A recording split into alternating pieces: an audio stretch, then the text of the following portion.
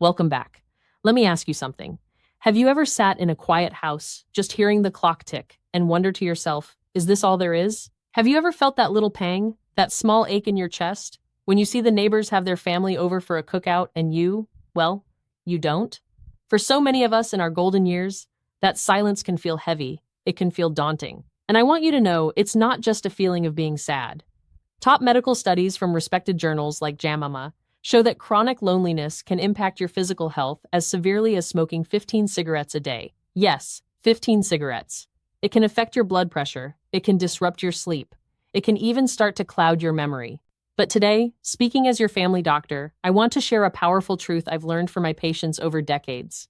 There is a massive, life-changing difference between being alone and being lonely. And I truly believe that learning how to enjoy your own company, on your own terms, is the most powerful key to finding peace, freedom, and lasting health in these years.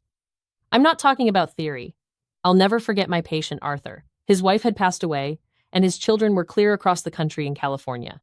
The first time he came to my office, he looked down at his hands and said, "Doctor, I feel invisible." He told me he just sat in his recliner all day long, watching television, just waiting for the phone to ring.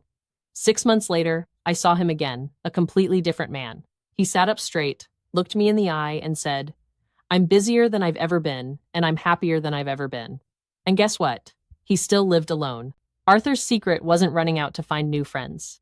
His secret was discovering 6 psychologically proven ways to turn that empty loneliness into what we call purposeful solitude. In this video, I am going to share those exact 6 strategies with you.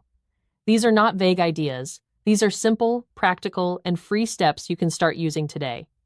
And please make sure you stay with me until strategy number 6. It's the one Arthur told me changed everything. A simple way to reconnect with the world without having to join some loud club or force a conversation.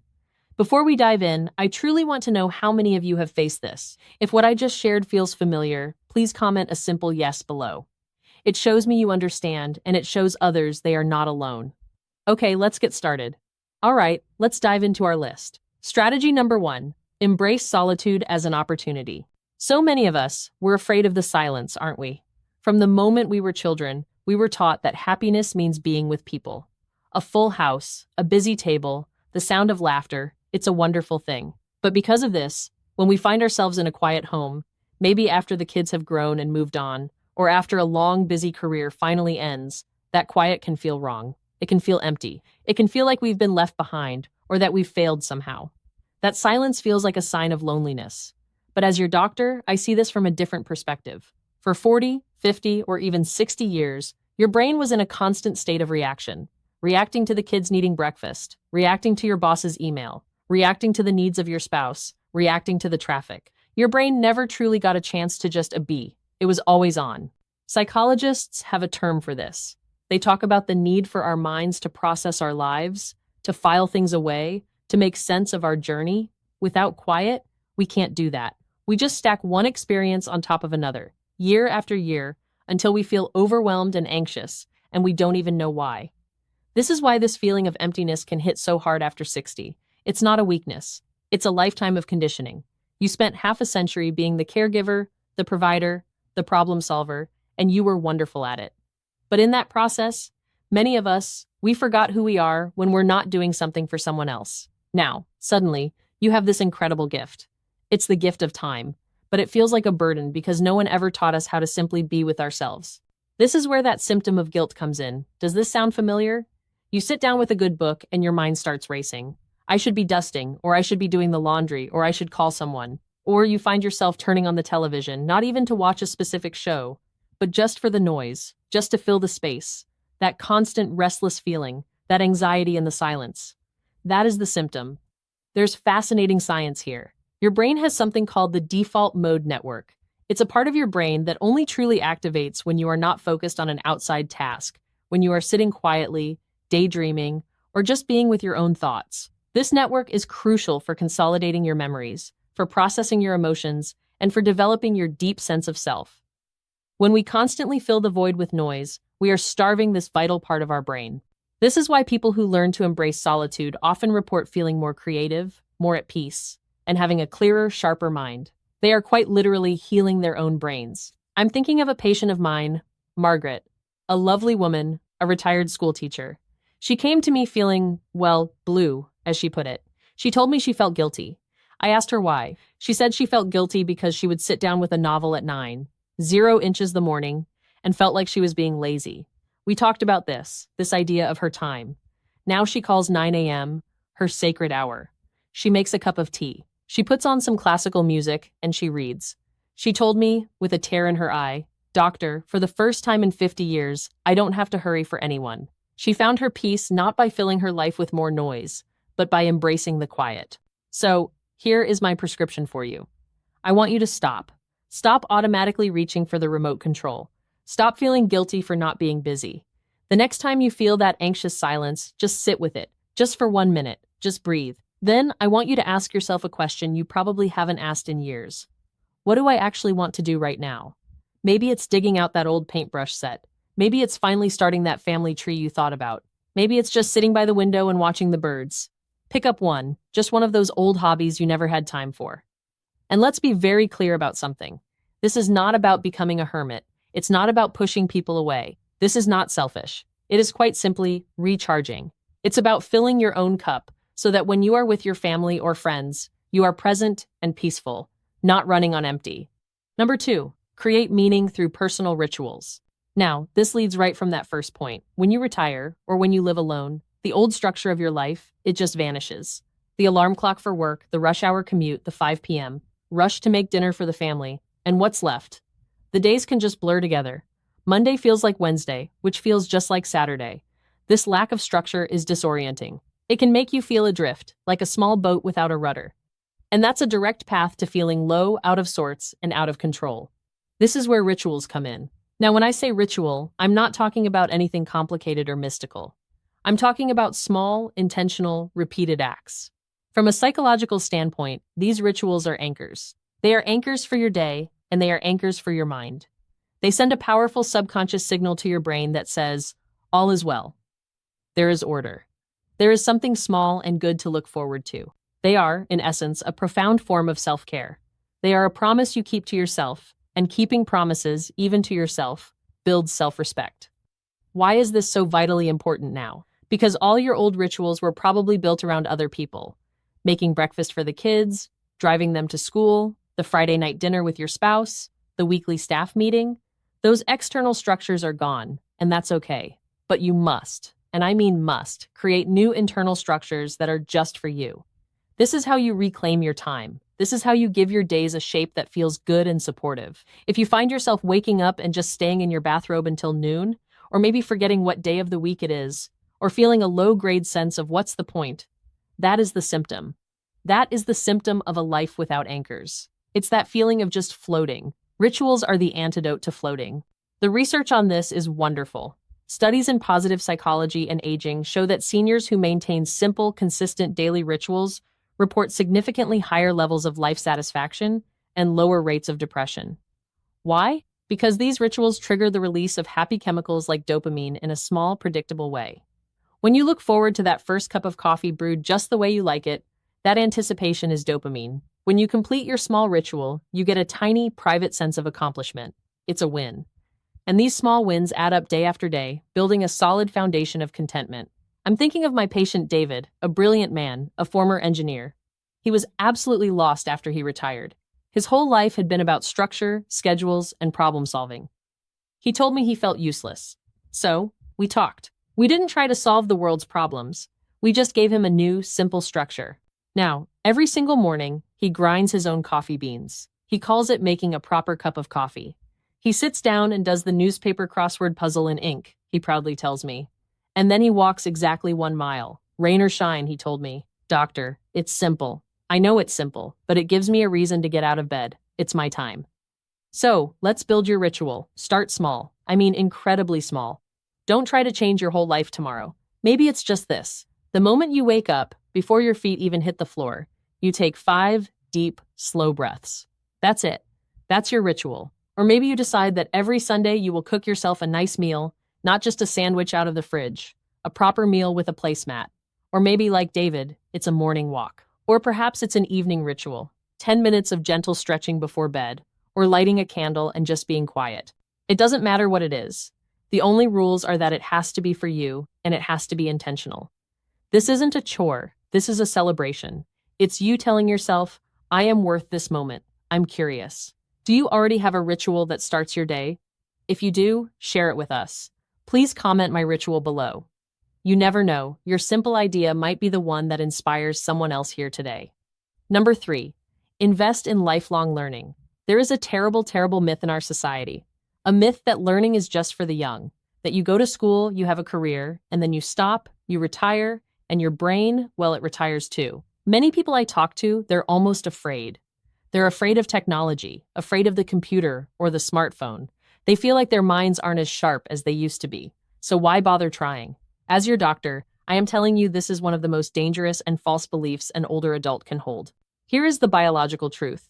Your brain is not a concrete block. It is not finished. It is a dynamic, living, changing thing.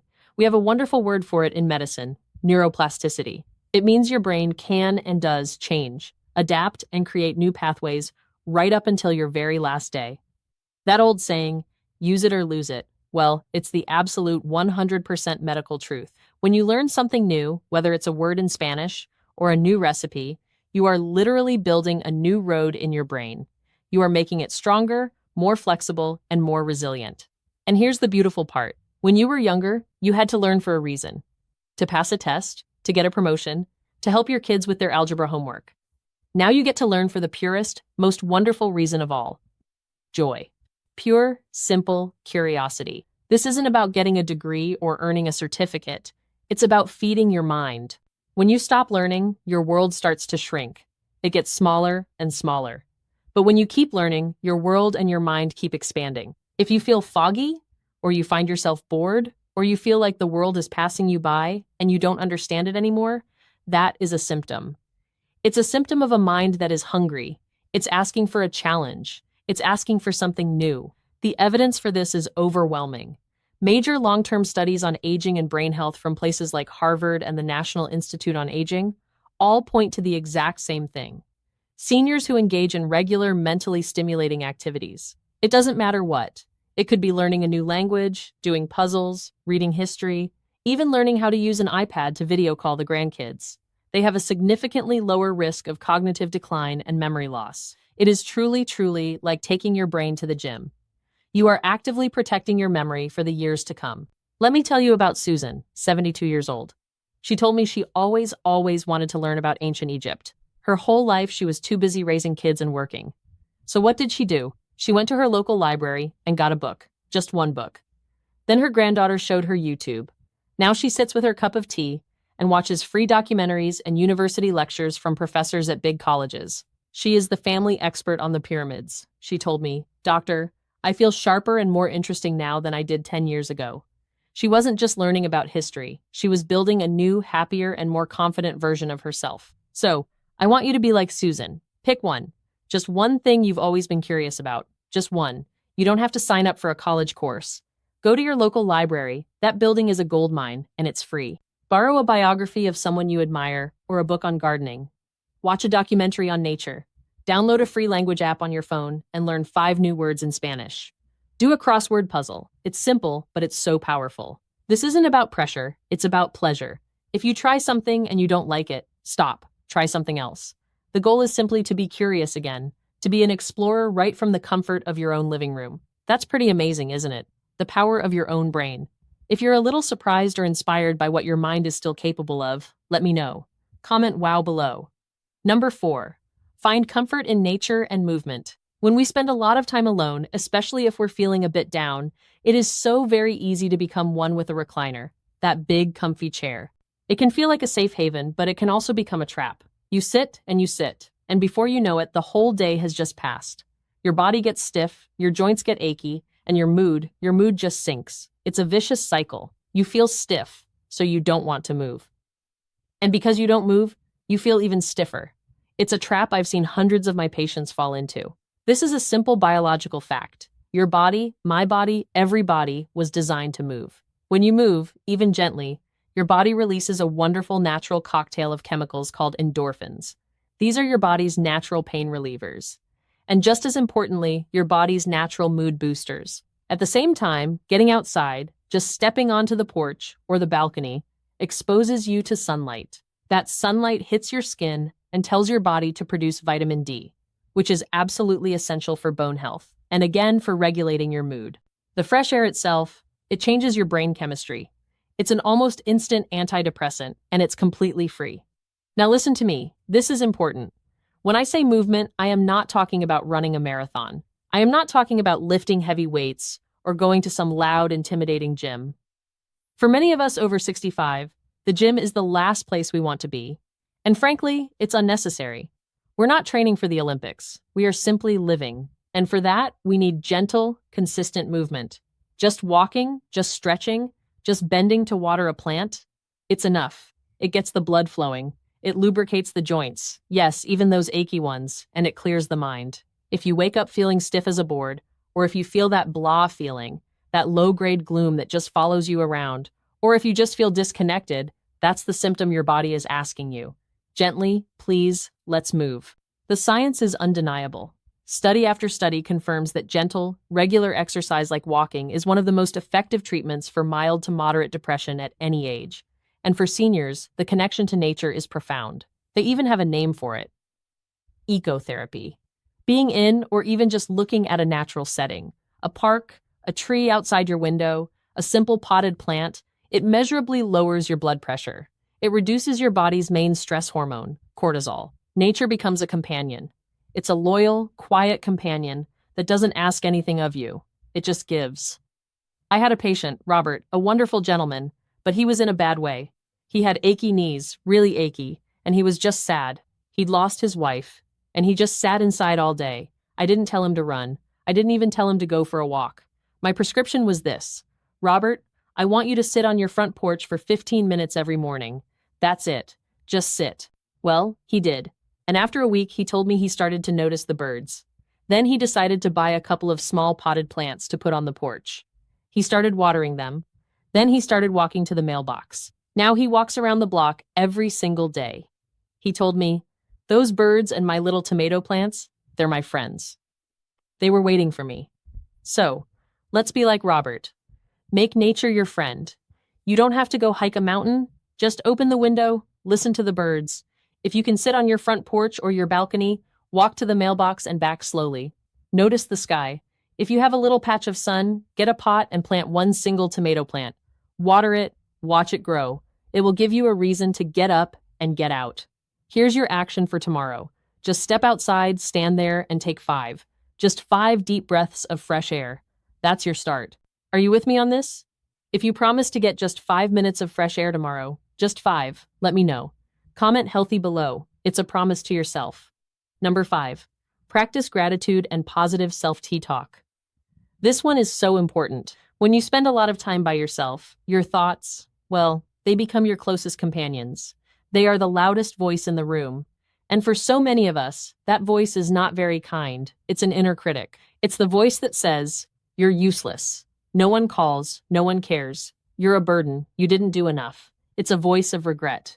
We would never, ever speak to another human being, not even a stranger, the way we sometimes speak to ourselves. And that constant negative chatter, it is a poison. It is the true source of loneliness. There's a reason our brains do this. It's called a negativity bias.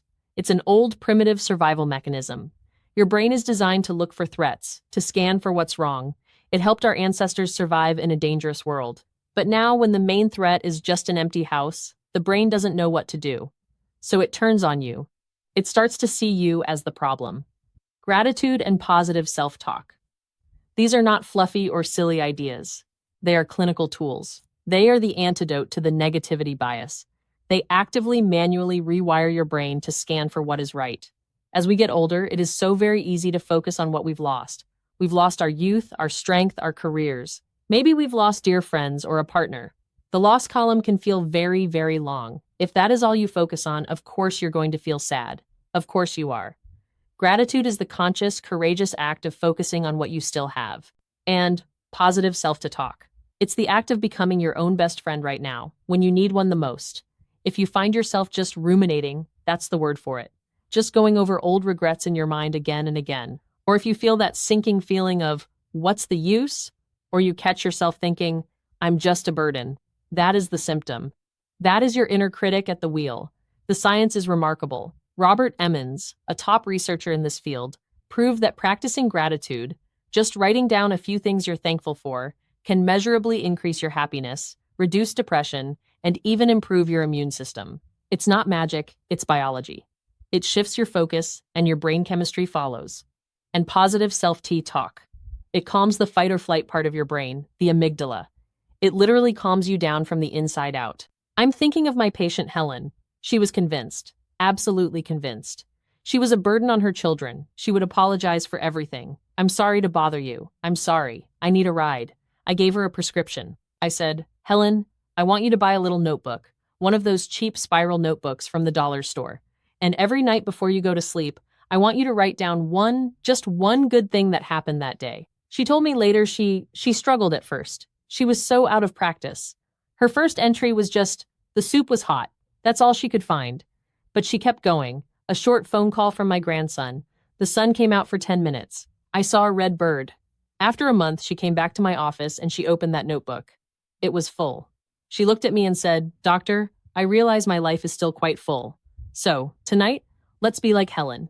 Get a piece of paper, buy that dollar notebook, write down one good thing. And the very next time, you hear that negative voice, I want you to stop. Just stop and ask yourself, would I say this to my dearest friend?